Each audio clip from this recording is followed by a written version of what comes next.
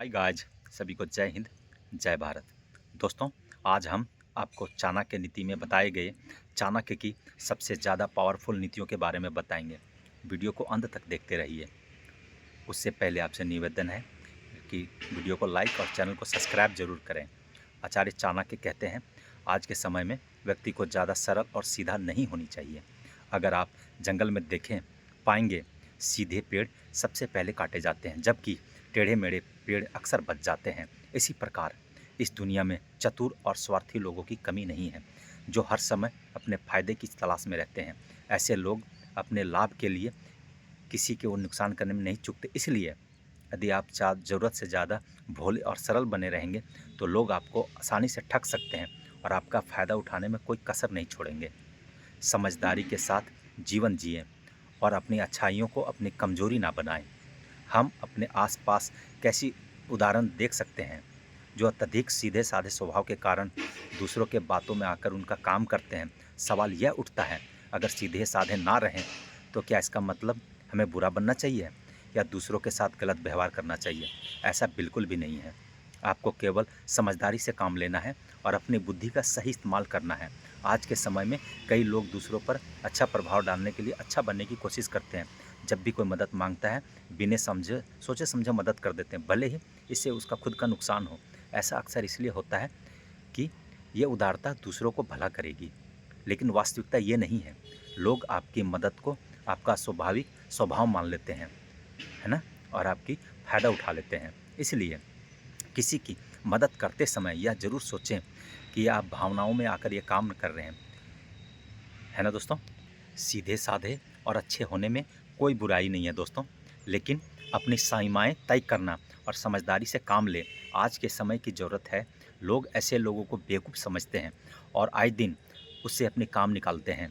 इसलिए आज के समय में ज़्यादा सीधे मत बनिए, लोगों को भूलना ना सीखिए।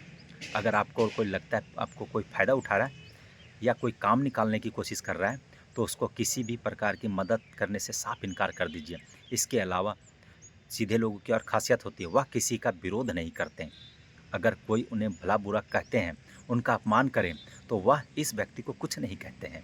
देखिए, अगर बिना वजह आपका अपमान करें, आपको नीचा दिखाने की कोशिश करें, तो उसका खुलकर विरोध करना है, फिर चाहे वह कितना ताकतवर क्यों ना हो। देखिए, सीधे साधे लोग अक्सर लड़ाई से बचने की सोचते हैं, इसलिए वह बहस करना ज़्यादा पसंद नहीं करते हैं। लेकिन आप खुद सोच कर देखिए, आपका बिना वजह कोई अपमान कर रहा है और आप उसका विरोध नहीं करेंगे, इससे आपका आत्मसम्मान पे गहरी चोट लगेगी। इसलिए इंसान को ज़्यादा सीधा और भोला नहीं होना चाहिए और थोड़ा चालाक और बुद्धिमान भी होना चाहिए। इसका उदाहरण आधार आचार्य चाणक्य स्वयं है। जब आचार्य चाणक्य को पता चला कि सिकंदर भारत पर आक्रमण करने वाला है और कई लाखों करोड़ों सेना लेकर कुछ ही दिनों में भारत को जीत लेगा, सब चाणक्य इस खबर को लेकर उस समय राजा घनानंद के पास गए, है ना। घनानंद उस समय दुष्ट राजा था। उस समय का वो तृष्णा भोग विलास में घिरा हुआ था, जबकि प्रजा भूख से मर रही थी। चाणक्य ने जब घनानंद को बताया कि घनानंद सिकंदर भारत पर आक्रमण करने वाला है और अखंड भारत की नींव रखनी होगी, पूरे भारतवर्ष को इकट्ठा करना होगा, तो घनानंद ने चाणक्य की बात पर ध्यान न देकर और कहा वह अपनी रक्षा स्वयं कर लेगा। और चाणक्य जब उसे और समझाने की कोशिश की तो घनानंद ने उसे शिखा से घसीटकर बाहर फेंक दिया। इससे क्रोधित होकर चाणक्य ने शपथ ली, जब तक वह घनानंद की उसके राज्य को जड़ से खत्म न कर दे, वह अपनी शिखा नहीं बांधेंगे। और हम फिर सब जानते हैं कि आगे क्या हुआ, है ना।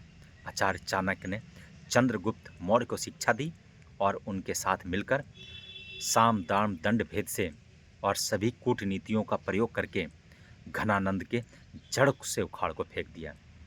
इस कहानी से हमें यह सीख मिलती है, ज़रूरत से ज़्यादा सीधा होना सही नहीं है, क्योंकि हमेशा सीधी उंगली से घी नहीं निकलती है।